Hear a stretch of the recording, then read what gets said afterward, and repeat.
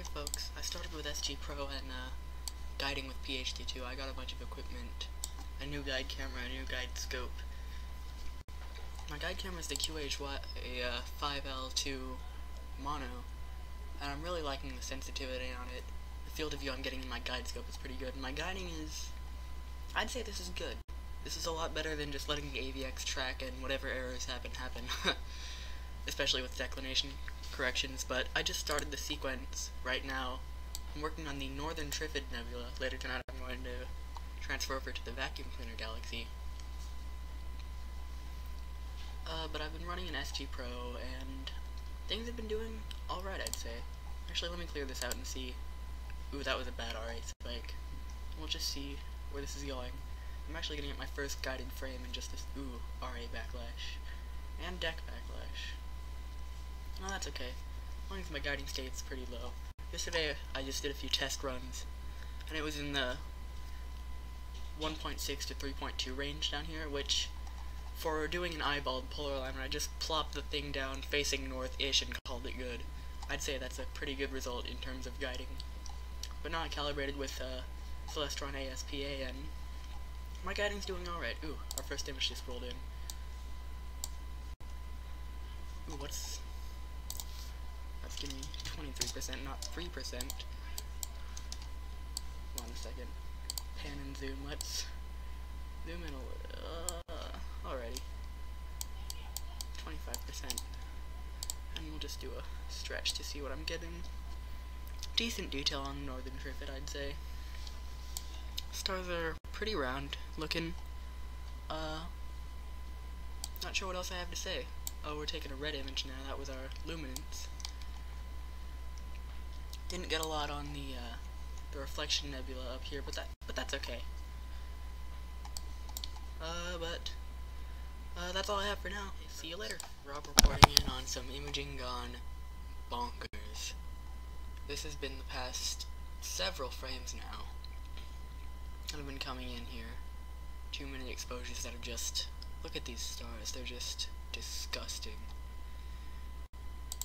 My guiding, RA is doing alright. For my declination, I'll just clear it out here and you can see it's been having these mood swings. It's been going up a lot, down a lot, and there's probably a lot of backlash. I don't know what's causing it. It wasn't like this last night at all. There was a few moments of backlash, but it was mostly good. I don't know what's causing this, other than I don't think you'd get this much effect from having a not too great polar alignment, because I eyeballed my polar alignment my first night testing this equipment, and I was guiding in the 2 range rather than flip-flopping up and down and getting exposures that look like whatever this next one that rolls in happens to be. But right now I'm working on the Vacuum Cleaner Galaxy, like I'm pretty sure I showed earlier, working on processing it here in StarTools. Or at least I would be if my imaging wasn't going like this. I'll clear this out and show you guys. Actually, let's look at the next image roll in here, just a few seconds. I don't know what's going on. This is ridiculous. Oh, there we go, spiking up again. This won't last. Oh, we're flattening out.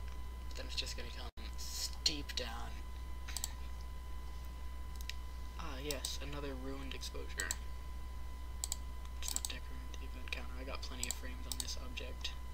Maybe, I don't know. Autoguide is settling. Ooh, look at that. 6 point. Ooh. I might just have to restart my setup here.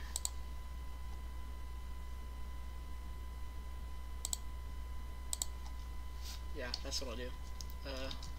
I'll work on that for now. See you later. I've been away for a while. The weather's been bad. I haven't been out doing acquisition. But, I've been working on a few projects. You probably saw earlier. I've been working on Northern Trifid in the Vacuum Cleaner Galaxy. This is the galaxy. I'm pretty happy with how it turned out. The stars have a decent balance of color tones. a lot of fainter galaxies picked up, as well as the 3 satellite galaxies of this galaxy. Probably should have cropped this star on the edge. But if you'll notice, especially if I compare it to, say, the Outer Limits galaxy, this nebula, fossil footprint, you'll notice that the background's a lot darker. And maybe you can see down here, don't know how well it'll translate to the video, there's a little pinkish blob. I set my flat frame ADU way too high, and that caused a few issues. So I'm going to do a few tests when we get a somewhat cloud-free night, not actual clear imaging skies, just a little break coming up here. I'm just going to test that out, test out longer exposures than what I've been running with. Built my way up to 4 minutes, probably is the longest I could do broadband. Actually, let me show you real quick the other object, the Northern Trifid. Now in this, if you remember in the galaxy, there was only the aberration that I had to cut off down in the lower left corner. This nebula, I don't know what it was about it, but the blobs in the amp glow and all the remnants from flats being way too far over on the histogram cut off the reflection nebula that would be up here top left, IC 2067, and then some of the fainter nebulosity around here. You can barely see it if you really strain your eyes. And of course you got this multiple layered thing that I stitched together horribly. Definitely gonna work with lowering my flat ADU. But I won't keep you too long. This is what I've been working on. It's on my Astrobin. But yeah, that's it all. Well, actually my next target is the Tadpole Nebula. And I'm actually going to start my first mosaic on that one. So it'll be interesting to see how that goes. But yeah, I'll let you guys go now. Thanks for watching. See you